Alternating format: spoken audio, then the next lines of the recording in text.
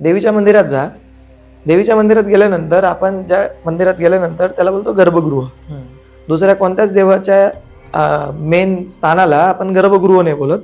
देवीच्या स्थानाला गर्भगृह बोलतो, कारण तो गर्भ आहे, त्याचं काहीतरी क्रिएट होत आहे, म्हणून तिथे कुंकू असतो जो रक्ताचं प्रतीक आहे.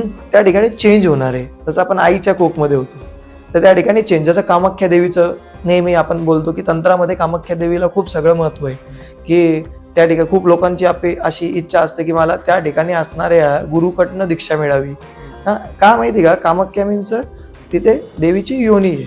आता योनी मीन्स नॉट शरीराचा पार्ट आहे. योनी म्हणजे गर्भ. तो जो गर्भ आहे तो त्या गर्भाबद्दल या ठिकाणी बोललं जातंय. आपल्या एक जे विचार आहे ते खूप एक बोलतो ना खूप न्यून आहे, खूप छोटे. पण ज्या वेळेस आपण अध्यात्मामध्ये येतो ना त्याला खूप वेगळ्या पद्धतीने बघितलं जातं. मग गर्भामध्ये खूप सगळ्या एनर्जीज असतात, म्हणून तिथे तंत्र केलं जातं. तंत्र मीन्स काय? वेगवेगळे इन्स्ट्रुमेंट कनेक्ट करायचे. आणि तुम्ही बोलणार बघा मी लाईट लावून दाखवेल, एक बोलेल मी हीटर लावून दाखवेल, एक बोलेल मी कूलर लावून दाखवेल. एनर्जी सेम आहे पण तिचा उपयोग वेगवेगळ्या पद्धतीने.